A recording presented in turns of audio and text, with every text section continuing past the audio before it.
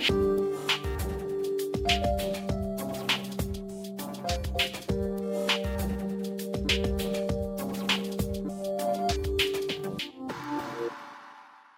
observação e a entrevista são duas técnicas, dois instrumentos que elas se complementam.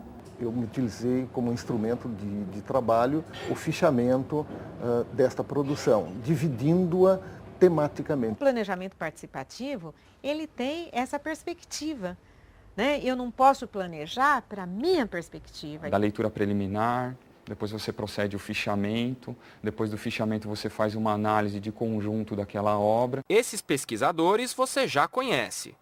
Denise, Maria Amélia, José Claudinei e André participaram do programa sobre modalidades de pesquisa em educação. Hoje o assunto é instrumento de pesquisa, ou seja, as ferramentas que eles, pesquisadores, utilizam para chegar aos seus objetivos. Denise Trento de Souza fez uma pesquisa de campo. E para esta modalidade... A observação e a entrevista são duas técnicas, dois instrumentos que elas se complementam, né? Quer dizer, quem entrevista tem que observar e quem observa acaba entrevistando ainda que de maneira informal. Eu observava o movimento por parte dos alunos, como as crianças se relacionavam, como que eles estavam. Esses registros, eles são registros que algumas vezes você toma notas, você leva o seu caderninho de campo, né? Alguns momentos você toma nota ali, em outros momentos você simplesmente conversa e observa as pessoas e ao voltar para casa tem um procedimento que é o de você ampliar esse registro feito em campo. Nesse registro, ele deve ser feito entre 24 e 48 horas depois que você faz a visita, você vai colocar no papel tudo que você puder lembrar. Isso é muito importante, né? Porque a nossa memória às vezes prega peças na gente, né? A gente acaba confundindo, não lembrando bem como a coisa aconteceu. E é muito importante você tentar manter o maior nível de textualidade possível do que foi dito. Das anotações de Denise, um episódio. Algumas crianças levantam as mãos, umas permanecem assim por algum tempo. Não sei bem o que isso significa, não falam nada. O menino vai até a mesa da professora. Ela manda ele voltar e levantar a mão, esperando chegarem as folhinhas em sua carteira. Ela passa várias folhas de computador, orientando para quem precisasse que pegue uma e passe para trás o resto. Parece-me, então, que as mãos levantadas indicavam que precisavam de tais folhas. Parecia algo trivial, distribuição de folhinhas. Só que este episódio representava a manifestação de uma das estratégias que essa professora desenvolvia com os alunos no inío do ano e depois durante o processo do ano letivo ela ia retomando, que eram o que elas chamavam de combinados. E uma surpresa para a pesquisadora.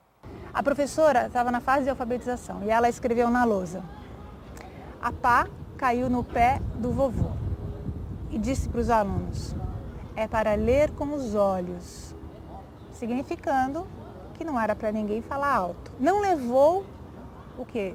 1 minuto? Nem isso. 30 segundos para um menino dizer alto: a enxada caiu no pé do titio.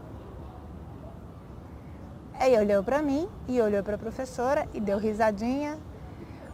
Veja o que esse menino fez, né, em 30 segundos. Já na pesquisação, a técnica é diferente. Você lembra da professora Maria Amélia Santoro? No caso dela, a ferramenta mais comum é o planejamento participativo. O planejamento participativo, ele decorre, né, de um pressuposto e de um princípio. Se eu vou planejar sobre o outro, eu estou considerando o meu ponto de vista, que é de uma certa cultura, de um certo momento, de uma certa classe social, etc. e tal. Agora, quem vai sofrer, entre aspas, esse planejamento são os outros. Então, o planejamento participativo, ele tem essa perspectiva, né? Eu não posso planejar para a minha perspectiva, eu tenho que planejar coletivamente com a perspectiva de todos. Que todos entrem, que eu chame todos para essa mesa, para essa conversa. Quando eu chamo os professores, os alunos, os sujeitos dessa situação para interpretarem juntos, eu tenho um problema novo, que é este problema de equacionar este diálogo intercultural. Olha o que a professora Marília Tozoni Reis escreveu sobre o planejamento participativo no texto Metodologia de Pesquisa Científica. Entendemos por planejamento participativo uma estratégia de trabalho coletivo que parte da necessidade da participação dos envolvidos na tomada de decisões conjuntas para a solução de problemas comuns. O educador Pedro Ganzelli, que você já conhece do segundo programa de Introdução à Metodologia de Pesquisa Científica, também usou o planejamento participativo pesquisando uma escola em Campinas. Então, o diálogo ele vai permitindo a integração, né? O trabalho integrado. Então, a partir dessa discussão, enfim, como que cada um estava se organizando dentro da escola, nós fomos pensando qual é a perspectiva da integração e, evidentemente, né, o que isso afetaria a aprendizagem dos alunos, né? Foram 114 reuniões de agosto de 2006 a julho de 2009, então, assim, semanalmente, dialogando, analisando o que estava acontecendo na escola, propondo ações, executando essas ações, avaliando essas ações. Então, as principais medidas foi colocar esse grupo de profissionais da área de educação a discutir a sua própria realidade. Começou a se construir a interdisciplinaridade na escola, os diferentes, através dos 7 subprojetos, qual com a sua finalidade, né? Os jogos da amizade foi muito importante, foi se constituindo, digamos assim, esse caráter interdisciplinar nas diferentes áreas do conhecimento. Os Jogos da Amizade foram um dos 7 subprojetos aos quais Pedro se referiu. Todos eles resultaram do planejamento participativo. Agora vamos lembrar o que o pesquisador José Claudinei Lombardi, da Unicamp, investigou no seu trabalho de mestrado. Foi através dos documentos de época que me foi possível entender como é que se dava a política indigenista que se referia ao grupo tribal, aos diversos documentos de época que pareciam indicar, referir-se aos Chavantes. E aí eu vou atrás da documentação cujos indicativos eram que se referiam aos Chavantes ou que dê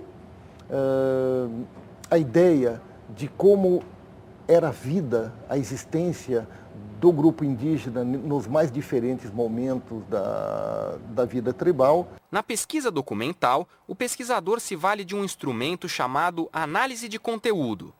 Como disse a professora Marília Tozoni Reis, no texto Metodologia de Pesquisa Científica, o principal objetivo dessa ferramenta é desvendar os sentidos aparentes ou ocultos de um texto, um documento, um discurso ou qualquer outro tipo de comunicação. Os instrumentos de uma pesquisa bibliográfica também são bem definidos. André Paulillo usou a leitura, a análise e a interpretação dos textos no doutorado que defendeu na USP. Você começa primeiro com as referências básicas da área, então são os grandes clássicos.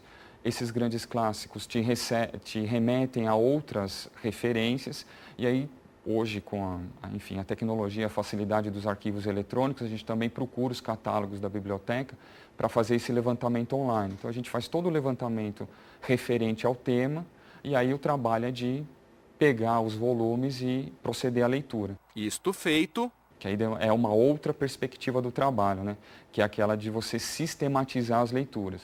Então vai desde da leitura preliminar, depois você procede ao fichamento, depois do fichamento você faz uma análise de conjunto daquela obra e aí você começa a agregar isso ao seu repertório de pesquisa.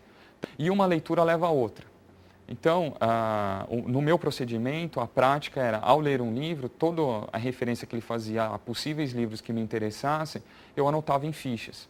Essas fichas acabaram formando um catálogo de referência. Porque depois, na hora que você vai escrever, também você precisa da informação rápida, da referência, então você tem as fichas organizadas para isso.